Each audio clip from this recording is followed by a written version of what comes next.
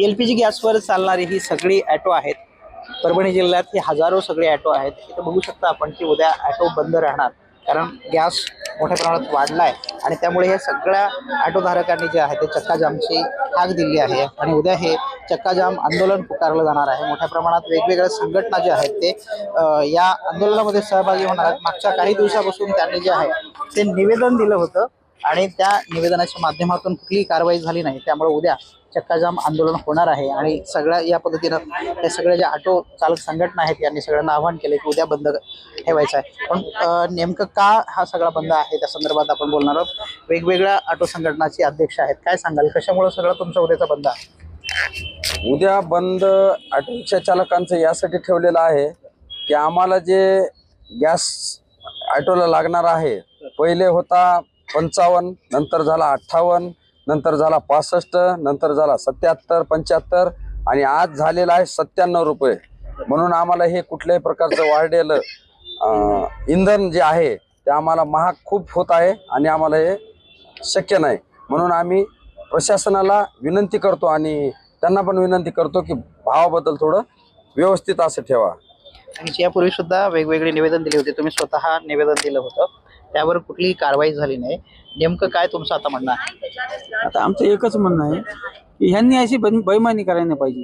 की कसं आहे, एकाचा एक भाव घंट्यातच बदलायला आहे. जसा घरचा गॅस तुम्ही 60 रुपयानं हे केला, तसं आमचा वाढवा ना 2-3 रुपयानं किंवा 5 रुपयानं. दुसरं काही नाही, फक्त एवढंच आहे की आमचा गॅस वाढू नये. आणि आम्ही सगळ्या संघटना एखाद्या कशामुळे आलो, बाबा हे काही जण सगळं आठवच आहे त्यांचं. दुसरं काही धंदे नाहीत, काही नाही, कोणी नोकरीला नाहीत, काही नाही. तर त्याच्यासाठी गव्हर्नमेंटनं बाबा कमीत कमी भाव करावा. मला सांगा, कसे कोणकोणते सगळे ऑटोधारक सहभागी होणार आहे? त्याच्यामध्ये फक्त LPG गॅस धारक आहेत का सगळेच ऑटो सहभागी होणार आहेत? सब ऑटो बंद रहेंगे। इसमें LPG है, डीजल वाले है, पेट्रोल वाले है, चार्जिंग वाले है, CNG, टोटल ऑटो बंद रहेंगे। सगळेच ऑटो जे आहेत ते या सगळ्या बंदमध्ये सहभागी होणार आहेत. मला सांगा, काय तुम्ही आता मागणी काय केलात आणि काय निवेदन दिला होतात?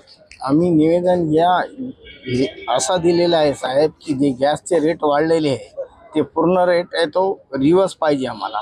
1-2 रुपये महागासाठी 1-2 रुपये वाढवून देऊ शकते, इतके कसा देऊ शकतो, दुप्पटच. त्याच्यामुळं आमच्या सगळ्या ऑटो संघटनाकडून काल आहे तो ऑटो बंद ठेवलेली आहे. सरकारला बी कळायला पाहिजे की ऑटो कामुळं बंद आहे. नुकसान कसं झालं मागच्या काही दिवसामध्ये तुमचं? नुकसान बघा ना, असा झाला साहेब, अगोदर होता 55, नंतर झाला 58. आम्ही म्हणले 2-3 रुपये वाढत असे, तिकडं विद्युत चालायला तो 2-3 रुपये वाढले, कोणी बातचीत नहीं है समझो. अब इसमें 90 रुपये और 97 रुपये रेट बोले तो हमने पैसेंजर से कितने पैसे लेना? किती दिवसात वाढलं हे सगळं? ये 8 दिवस मध्ये 10 दिवसाच्या आत झालेला आहे इतका कारोबार. पॅसेंजर वाढून पैसे देतो का मग? पॅसेंजरला तो आम्हाला ते 20 रुपये जागा तेच म्हणाले आम्हाला 15 रुपये घ्या म्हणून. आम्ही आता त्यांना दुसरे पैसे कसा मागावा? तुम्ही दरवाढ केली होती? दरवाढ आम्ही याला करायची नाही. आम्हाला एकच वाढ पाहिजे की आमचा गॅसचा जे भाव दर अगोदर होता ते पाहिजे आम्हाला तितकाच. यापूर्वी तर मला वाटते डिस्काउंट वगैरे दिलं जायचं गॅसवर, बरोबर? डिस्काउंट काय होतं सगळं? जिथं 58 चालू होता त्याच्यामध्ये 100मध्ये 20 रुपयाचं डिस्काउंट देत होते. त्याच्यामुळे आम्ही त्या पंपावर जातो, दोनच पंप होते. बाकीच्या ह्यानं कोणा मोबाईल ठेवला होता. आता इथल्या उड्डाणपुला बसल्या ह्यानं मोबाईल ठेवला होता, मोबाईल जॅकेट. म्हणजे काय? म्हणजे गॅस जास्त भरला, त्याचे ते काय 45 का काहीतरी टोकन झाले, तर त्याला कोणाला मोबाईल भेटत होता. अशा स्कीमी केल्या. आणि आता इस्कीमी सगळ्याच बंद केल्या. आणि आता आमच्या ते इस्कीमी केलेले ते आम्हाला आता आमच्याकडून वसूल करून घ्यायचे. वेगवेगळ्या स्कीम देऊन ऑटो घ्यायला भाग पाडलं, वेगवेगळ्या CNGचे ऑटो घ्यावे लागले. तुम्ही सातत्यानं निवेदनं देत आहेत, प्रशासन काहीच कारवाई करत नाही, तुमचं काय म्हणणं आहे? आमचं म्हणणं एवढंच आहे साहेब की प्रशासनानं योग्य ती कारवाई केली पाहिजे. जो अगोदरचा भाव होता 58 रुपये लिटर ते भाव झाला पाहिजे.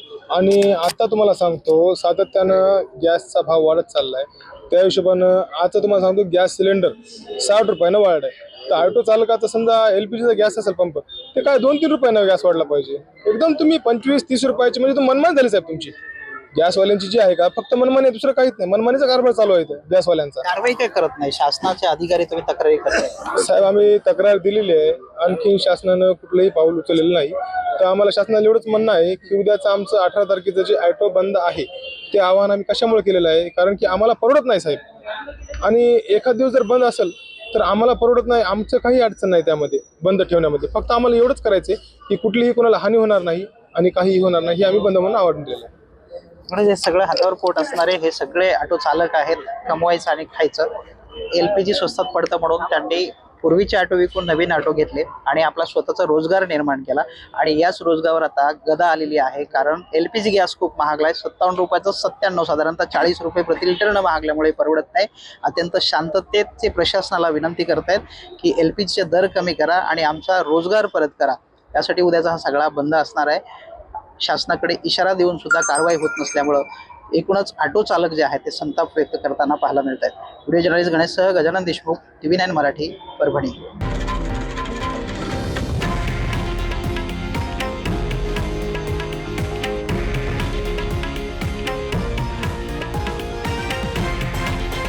हे आहे देशातील नंबर 1 न्यूज नेटवर्क आणि आपण पाहत आहात TV9 मराठी, एकमेव.